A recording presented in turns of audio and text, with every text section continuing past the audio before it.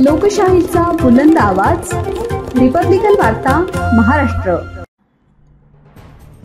अध्यात्म व समाजसेवेचा महासंगम जगद्गुरू नरेंद्राचार्यजी महाराज यांच्या सिद्धपादुका दर्शन सोहळ्याला भाविकांची उत्स्फूर्त उपस्थिती। सोहळ्याच्या निमित्ताने गरजूंना आधार, 24 कुटुंबांना अत्याधुनिक मसाला कांडप किरणांचे वाटप। बातमी खुलताबाद येथून।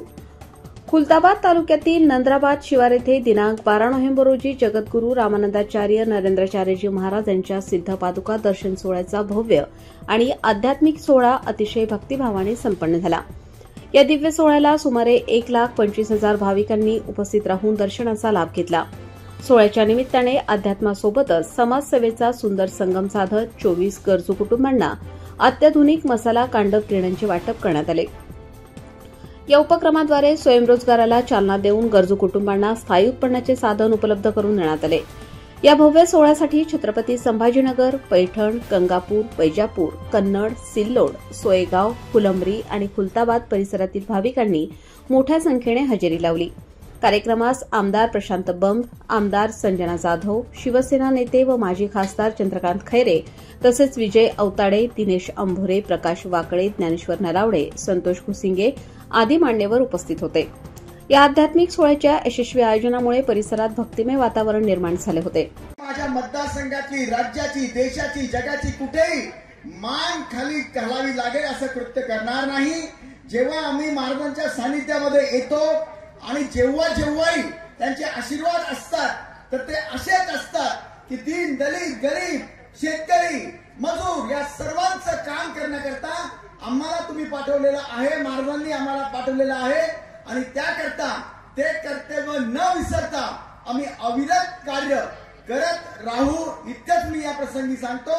आणि आपणास एक विनंती करतो की आपल्या आयुष्यामध्ये वेगवेगळे अनेक क्षण येतात, त्या क्षणामध्ये साहजिक आहे की आपल्याला राग येणं साहजिक आहे, परंतु आपण जे आपलं जीवन जगतोय ते इतकं फास्ट आणि त्यातल्या त्यात एक दुसऱ्याचे म्हणजे मी आता त्या दिवशी पण बोललो की समजा 2 भावंड आहेत आणि 8 एकर शेती आहे, एखाद्याला 4.5 भेटली आणि याला अर्धा एकर कमी भेटली, पूर्ण जीवन कोर्टात घालून टाकतो तो।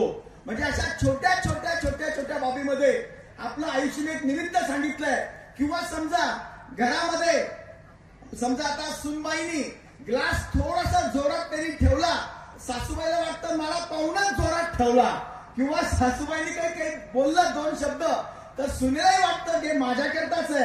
असले कोणतेही कृत्य आणि आपले जे मित्र आहेत, खरं म्हणजे मी एक सांगेन सर्व मंडळींना, खास करून नवयुवकांना, आपल्या राज्यामध्ये शिक्षणाची प्रचंड अधोगती मागच्या 25-30 वर्षामध्ये झालेली आहे आणि म्हणून मी सर्वांना विनंती करेन, आपापल्या गावातील सरकारी जिल्हा परिषद शाळा ज्या आहेत त्याच्यावर लक्ष ठेवा, त्या शिक्षकांकडनं दर्जेदार शिक्षण करून घ्या।